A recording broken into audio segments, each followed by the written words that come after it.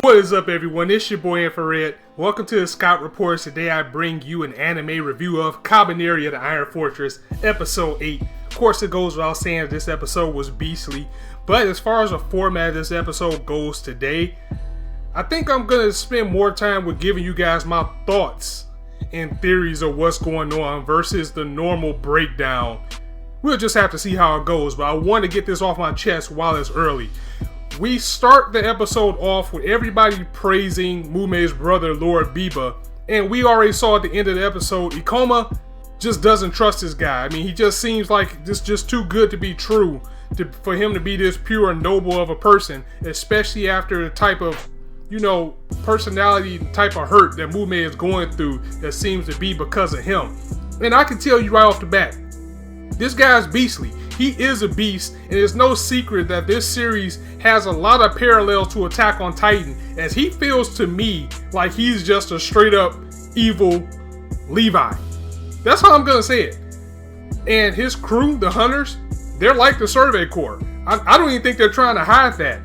But poor Mumei and how he has raised this girl and how he throws strength as the will to survive or the means to survive in her face is really heartbreaking, because she is so brainwashed to how his ideals are, to his view of the world, his view of strength as being the only thing that matters, that she follows him blindly. And Ikoma has a real problem with that. I have a real problem with that with Mumei as a character, as all he has to do is snap his fingers or question how strong he is to get her to do the most questionable of things, even to the people that she's begin to like and the people that she's begin to trust and the people that have taken her in and treated her more as a family than her brother have at this point with everybody that's on the train. So I just wanted to get that off my chest. And a lot of that goes into why Ikoma can kind of sense this is how this guy is. But we get a lot of bombshells in this episode as well. So without further ado, let's get down to the breakdown. As far as the flow of the episode itself goes, it does start off with, again, Lord Biba coming into town. Everybody's just enamored by this guy, him and the Hunters, because they are well renowned. And it's one point that while he's walking into the town, we can see that group of people who was ready to start a war with them watching as well, as it seems like they're plotting something. They introduce themselves to Ayane and the rest of the crew, and we find out that Biba has already been disowned by the Shogun for some reason. So they're out on their own, basically doing their own thing. They don't have any allegiance to the Shogun. However, Ikoma sees that they need help with getting their train together. He offers to help Biba, and Biba accepts as they work on the train together to get it back going or get it into good condition. We start to see Biba's views on life, as he says that, he has the typical only a strong survival of the fittest type of personality.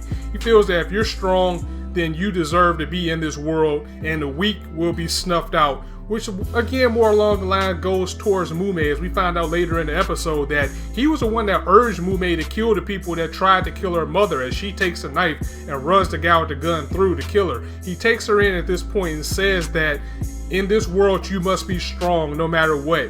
And for now on, you don't have a name. You will now be Mumei, as you have a name not to answer to anybody. And I will teach you to be strong, because if your mother was strong instead of weak, she'll still be alive right now. Which was a really dick move to say, but it's one of those things we're just going to have to accept that that's his personality, because you need that type of parallel in this world in order to survive.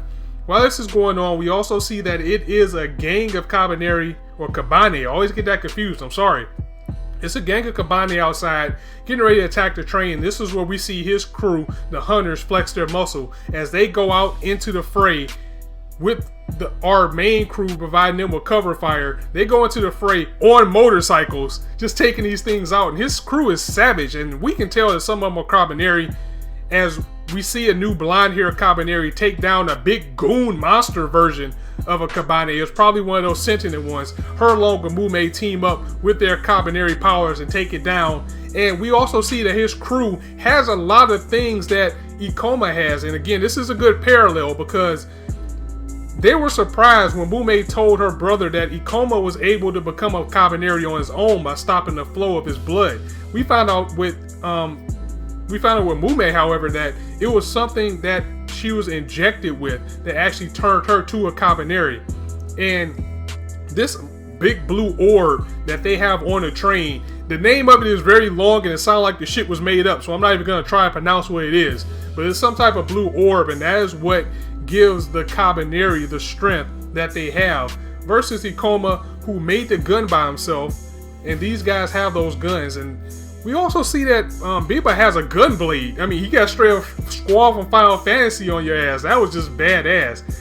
But again, you know, Ikoma was able to make a sword for Kurusu as well with the same technology. So you see some parallels between it, but maybe these guys are a little bit more advanced. But props goes to Ikoma for being able to figure this stuff out on his own. Meanwhile, on the battlefield, Biba is confronted by the man who approached Mumei a few episodes back, you know, the guy with the eye patch, saying that he was sent to kill Biba. However, he will stop trying to kill him if Biba takes him in and gives him orders. Biba's at this point, he's like, get out of my face, you bum, be gone.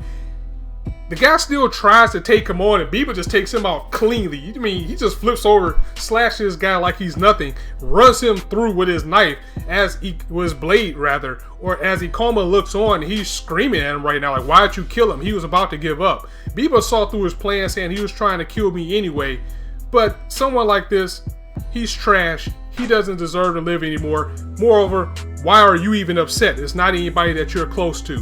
Weak people die.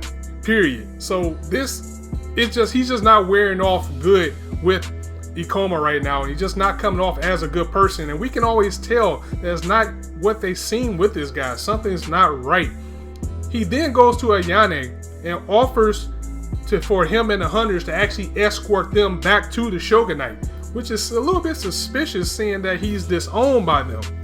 We find out later that Ikoma was looking at the train and he sees that they're actually transporting Kabaneri, and they're trying to transport it into the Shogun's area. Also, his crew cleanly took out those guys that were trying to assassinate him, and they took one or two of them for interrogation. It is here that Biba asks why are they, like, who left them on the battlefield. It appears that maybe they did work for the Shogun at one point, and they were left on the battlefield to die with a whole bunch of Kabaneri. However, they were able to survive. Perhaps it was because of what's in this blue thing, or maybe they did the same thing that Ikoma did, but it's clear that this is the reason why he has to be a Kabaneri as well. So one guy didn't talk, you know, he kind of berates Biba, and Biba just shoots him with the gun blade and tells the other guy, look, if you don't want to die, you need to get talking. So the other guy tells him that the Shogun himself was the person that left them out to die and disregarded them. This is probably where they got disowned. So he cleans this guy out as well. We also find out that in the episode, he tells Mumei to steal the key for the train. And she's hesitant about it because she sees these people as friends now, and she knows that Ayane has the key to this train. But being so blind and loving this brother so much as a figure of somebody to take him up, even though she was hesitant, she goes to do it anyway when he questions her strength. He's saying, she's not stronger than you, is she? Then what's the problem? Why can't you go and take the key from her? So she actually goes to Ayane and threatens her, says, give me the key. And she's a little suspicious at first. She's like, why do you want it? And she was like, look, give me the key, okay? And she pulls out a kunai, and she's actually about to, you know, attack Ayane and say, you're not stronger than me, so just give up the key. My best girl, Yukina, comes in, however, and she says, look, calm down, here's the key, going about your way. And she happily takes the key, like, okay, thanks, and runs back to her brother. I mean, I'm just feeling a little bit differently about Mumei right now. She's still a beast, but I just don't like how blind she is for her brother. I understand it, but I don't like it. Yukina tells Ayane that she gave her the wrong key. She gave her the boiler room key because that's a big demand. Why would somebody want control of the train? We come to find out again that it seems like her brother is plotting something with having a train full of Kabaneri and this big blue orb. As Ikoma goes to confront Biba about having the Kabaneri on the train, he warns Mumei that if he comes in here, I'm going to kill him, so you better go check your boy. So she goes outside. They have an argument about the morals because Ikoma's even surprised at how Mumei is acting right now and how blind she is to her brother's faith and will, saying, you know, we're your friends. We've been on this road together, and now you're just treating us like we're trash again. They get into a spat. She kicks and beats Ikoma around a little bit as he begins to scream that, you know, you're doing the wrong thing. Your brother it's something up with him. He's not as clean as he seems. He's no hero, because when he killed that guy on the battlefield, he was smiling. And long story short, that was the episode, and it was solid. Kabaneri's going to continue to be solid. If they gave us 8 straight solid episodes right now, I'm pretty sure they're going to give us a hot 12 and leave us hanging for a season 2, because it doesn't seem like this story is going to come to an end in 4 episodes. So that was the episode in a nutshell. Let me know what you guys think in the comments. Are you still a Mumei fan, or has this episode turned you off to her? I know I personally like Yukina. I want to see more. I'm completely with Ikoma about how he feels about Biba. There's something not right about this guy. He has a killing intent. He may be on the path that you'll probably hear me say a lot about these type of characters.